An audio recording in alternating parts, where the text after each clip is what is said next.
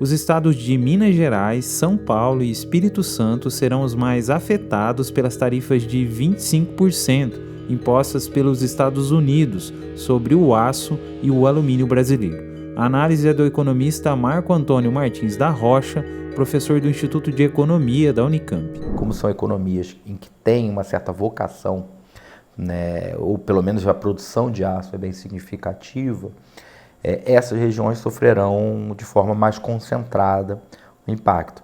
Apesar do impacto concentrado para as regiões produtoras, a economia brasileira deverá sofrer pouco. Não é uma proporção tão grande dentro das exportações, o fluxo bilateral de aço entre Brasil e Estados Unidos, não é um setor tão importante do ponto de vista, né, da economia brasileira como um todo.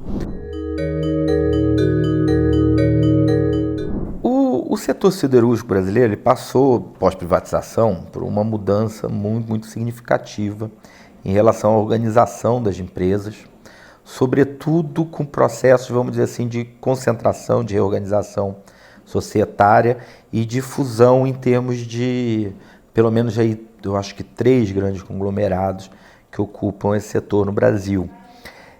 Com isso você teve, vamos dizer assim, a partir dos anos 90, um certo ganho de escala operacional, né, por conta da concentração industrial que você teve no setor, a adoção de práticas mais modernas e uma certa, vamos dizer assim, tentativa de maior penetração no mercado internacional.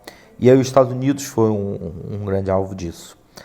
Né? A siderúrgica brasileira também, de certa forma, reagiu nessa reorganização industrial dos anos 90, aumentando sua internacionalização.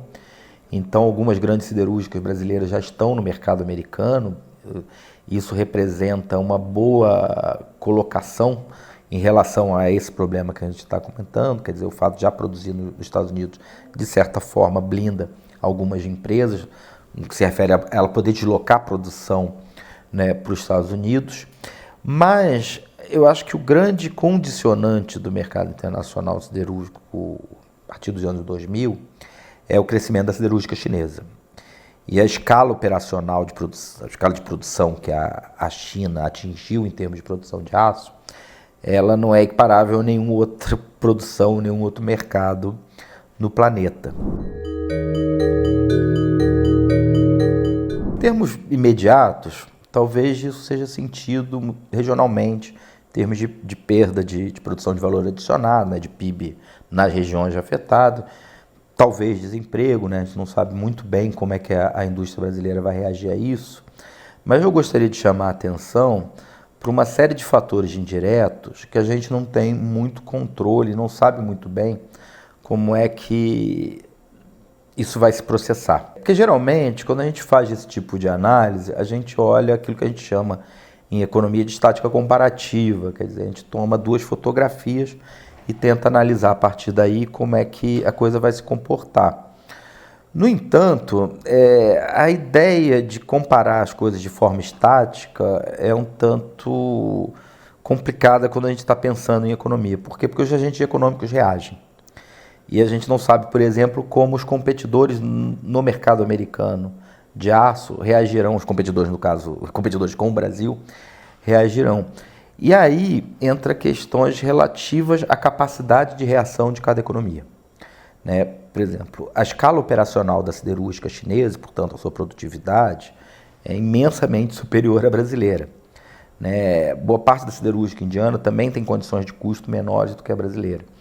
Então, num aumento, vamos dizer assim, linear, homogêneo de tarifa para todos os competidores, a possibilidade de corte de custo e reação nesses mercados é diferenciado em relação às economias que competem no mercado americano. Talvez num aumento geral de tarifa, a siderúrgica chinesa tenha uma capacidade de ganhar mercado frente aos seus competidores no mercado americano, porque tem uma capacidade de reação menor, de corte de custos maiores do que essas outras economias. Talvez isso também vale com menos intensidade para a Índia, isso vale para Canadá. Então, você tem uma série de economias que podem reagir, quer dizer, podem ter ganhos de produtividade, de redução de custo, e nisso podem, vamos dizer assim, relativamente ganhar competitividade frente à indústria brasileira nesse mercado.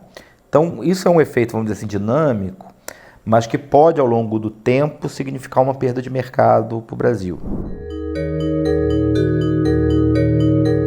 Em termos vamos dizer assim, da tentativa de uma reclamação da OMC, a gente entra num terreno um tanto complicado, ou talvez inócuo. Não sei se a palavra fica muito forte, mas a OMC ela faz parte de um conjunto de instituições que vem lá da formulação do multilateralismo no pós-Segunda Guerra. Essas instituições que estão, de certa forma, recebendo uma pá de cal com o governo Trump.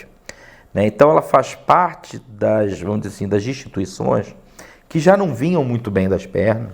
A OMC já era considerada uma instituição em uma crise já de alguns anos e vamos dizer assim, se esfacelando de certa forma por dentro.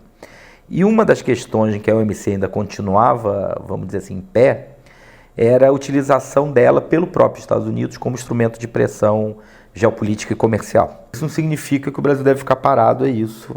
O mínimo que a gente espera é reciprocidade no que se refere ao tratamento entre dois países. Mas existem formas de reação que são mais, vamos dizer assim, direcionadas, que são mais enfáticas em termos de como pressionar o próprio governo americano, e elas têm sido adotadas por uma série de economias que já estão também nessa alça de mira da economia norte-americana. Por exemplo, a China acenou com a possibilidade de restringir exportações de insumos estratégicos para os Estados Unidos. O Canadá acenou com possibilidade de restrição a empresas americanas específicas.